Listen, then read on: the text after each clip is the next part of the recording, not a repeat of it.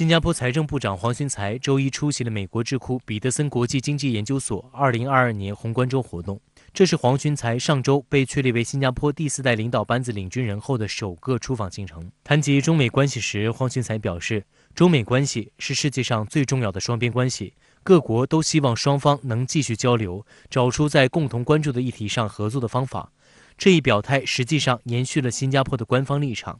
月初，新加坡总理李显龙访美期间就重申，不希望东南亚成为中美博弈的前哨战，并呼吁不要使中美关系复杂化。分析指出，从李显龙到黄循财的表态，不仅在一定程度上反映了新加坡的担心，其实也代表了包括东盟在内的许多国家对美国的担忧，值得美方好好听一听。对于东盟成员国而言，他们能够保持这种对于分歧的包容态度，形成内聚合力，是他们非常在乎的。所以他们某种程度上非常的反感美国方面不断的来拿不同的议题来在东盟成员国内部进行划线的这样一种行为。下月美国还要举行一个会议，美国东盟特别峰会，据说议题是聚焦中国崛起。那您认为这个会议对中国有何影响？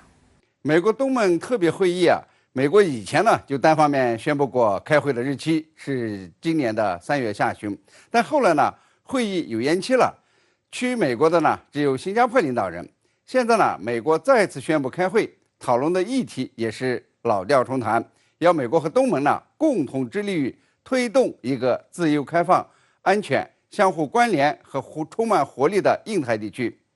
美国的印太战略呢，它就是针对中国的，要围堵和遏制中国。不过呢，自由、安全、开放的印太地区，现在呢一切都正常，没有遇到什么障碍。所以我想东盟国家的领导人呢会问美国：难道现在的印太地区就不自由、不安全、不开放吗？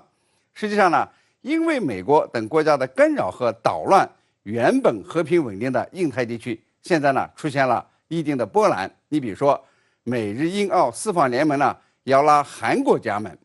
澳英美这个联盟呢也要拉日本家门，这些针对中国的军事或者是经济动作呢，同样影响东南亚国家的稳定，会影响东盟国家和中国和美国的关系。美国呢试图通过这个美国东盟特别峰会来让东南亚国家选边站，或者呢有倾斜，但我相信东盟国家呢是不会选边站的，因为东盟是中国的第一大贸易伙伴。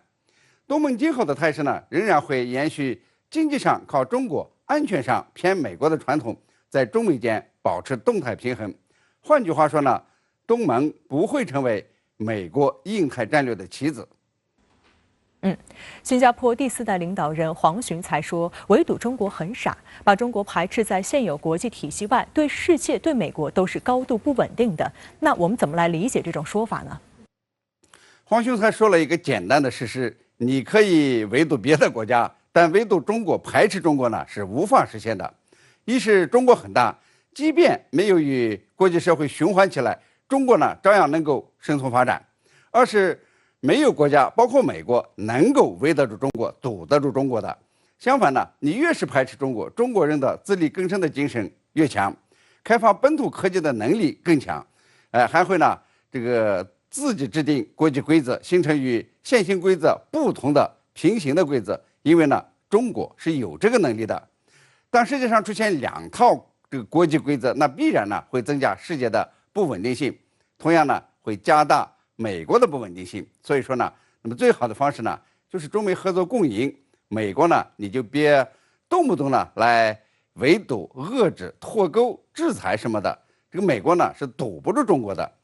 我还看到美国媒体最近的一篇文章说如果你问未来10年中国还会以美国2倍或更高的速度增长吗？美国媒体和政界的大部分人呢可能说不会。但是呢，世界上最有价值的跨国公司，包括总部在美国的苹果、比莱德、特斯拉等等的这个老板呢，都会说一定会，因为呢他们了解中国市场和中国文化。所以我认为呢，新加坡第4代领导人黄循财道出了一个常识，但遗憾的是，华盛顿的政客们呢就是油盐不进，看不到这个围不住中国、堵不住中国这个大趋势。好，谢谢陈斌先生在线和我们分享您的观点，